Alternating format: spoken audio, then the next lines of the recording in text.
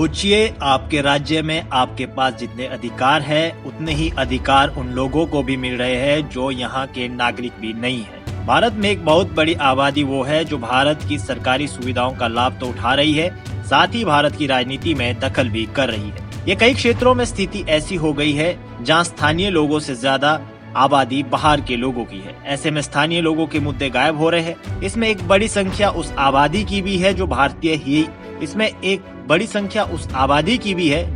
है ही नहीं। ऐसे में कुछ मुद्दे बिहार की राजनीति में लोकप्रिय हो रहे हैं। उनमें से एक है डेमोग्राफी में बदलाव का मुद्दा। आइए समझते हैं पूरा मामला।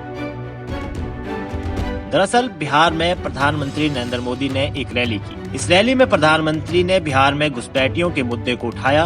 बिहार के सीमावर्ती इलाकों में घुसपैठ के चलते तेजी से जनसंख्या बढ़ रही है। हालात इतने खराब है कि कई क्षेत्रों में हिंदू अल्पसंख्यक हो गए हैं। पूरे देश में होने वाले डेमोग्राफी परिवर्तन की ओर पहली बार किसी बड़े नेता ने इस मुद्दे की ओर ध्यान खींचा है। बिहार की राजनीति में कौन सा मुद्दा महत्वपूर्ण रहने वाला है, ये अब साफ दिख रहा है। प्रधानमंत्री मोदी ने कहा है कि यह घुसपैठिए बिहार के लोगों के संसाधनों पर कब्जा कर रहे हैं। उन्होंने कहा कि अब हमारी सरकार इन घुसपैठियों को बाहर निकाल कर रहेंगी। घुसपैठियों को नहीं तय करने देंगे।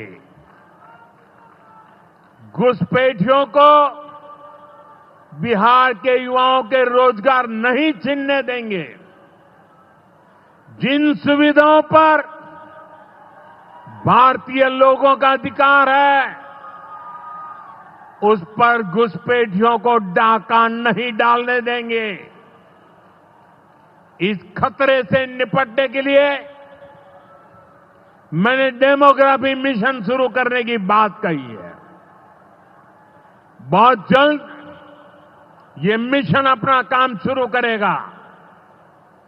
हम हर घुसपैठियों को देश से बाहर करके ही रहेंगे।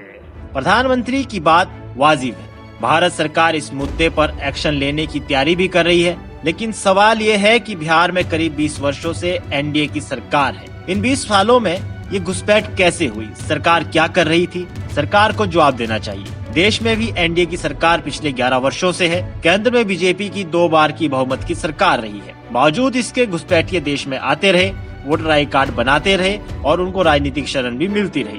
भारत के राज्यों में डेमोग्राफी में बदलाव पिछले 4 दशक से हो रहा है, लेकिन सरकार अब इस मुद्दे को उठा रही है।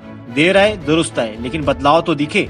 भारत में घुसपैठियों पर सरकार का रवैया उदासीन ही रहा है। उम्मीद है कि इस बार ये मुद्दा केवल चुनाव तक सीमित नहीं रहे, अपितु इस पर कोई एक्शन होना चाहिए। अमेरिका जिस तरह अपने देश में घुसपैठियों को निकाला है, वैसे ही भारत को भी एक्शन लेने की जरूरत है।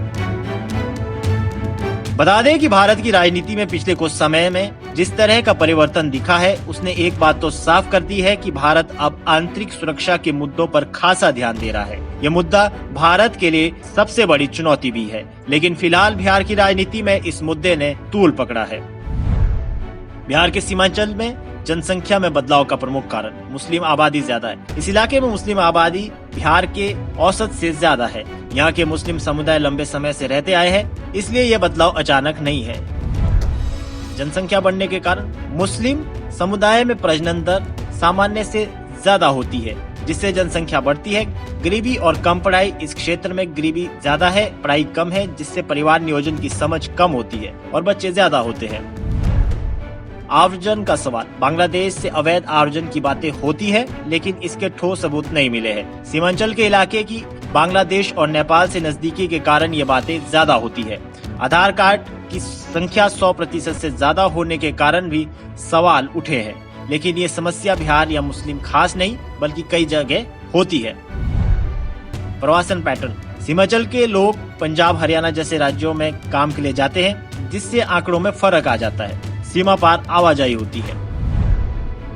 चुनाव के समय इस मुद्दे को खूब उठाया जाता है। भाजपा कहती है कि अवैध आव्रजन हो रहा है, जबकि विपक्षी पार्टियां इसे मुस्लिम समुदाय को निशाना बनाने वाला बताती है। मुस्लिम आबादी इस इलाके में बड़ी वोट बैंक है, जो कई पार्टियों को प्रभावित करती है। मतदाता सूची अपडेट के दौरान कई मुस्लिम समुदाय के लोग अपने वोट से वंचित हो सकते हैं, क्योंकि उनके पास जरूरी दस्तावेज नहीं है। वहीं प्रधानमंत्री की बात पर बिहार में जनसुराज के नेता प्रशांत किशोर ने जवाब दिया है। प्रशांत किशोर ने कहा है कि बिहार में अगर सीमांचल के इलाकों में घुसपैठियों की आबादी बढ़ी है तो इसके जिम्मेदार प्रधानमंत्री और गृह मंत्री है। अगर मोदी जी कह रहे हैं कि घुसपैठिया है तो देश में शासन कौन चला रहा है? बॉर्डर का नियंत्रण किसके पास है? होम मिनिस्टर अमित शाह है कि नहीं है? बिहार में सरकार किसका है? तो अगर घुसपैठिया आया है तो इसका दोषी कौन है? इसका दोषी मोदी जी है, अमित शाह है, भाजपा और नीतीश कुमार है। बहरहाल बिहार में घुसपैठ एक राजनीतिक मुद्दा बन गया है। आने वाले दिनों में बिहार की राजनीति इसी मुद्दे के इर्द गिर्द घूमती नजर आएगी। अब देखना होगा कि केंद्र सरकार पूरे देश में घुसपैठियों को बाहर करने का काम करेगी या फिर जिन राज्यों में उसकी सरकार है वहाँ पर इन कामों को अंजाम दिया जाएगा। फिलहाल के लिए इस खबर में इतना ही। देश और दुनिया की बड़ी खबरों के लिए देखते रहिए पंजाब केसरी टीवी। हमसे जुड़े रहने के लिए हमारे YouTube चैनल को सब्सक्राइब करें और नई वीडियो की नोटिफिकेशन के लिए बेल आइकॉन को दबाएं।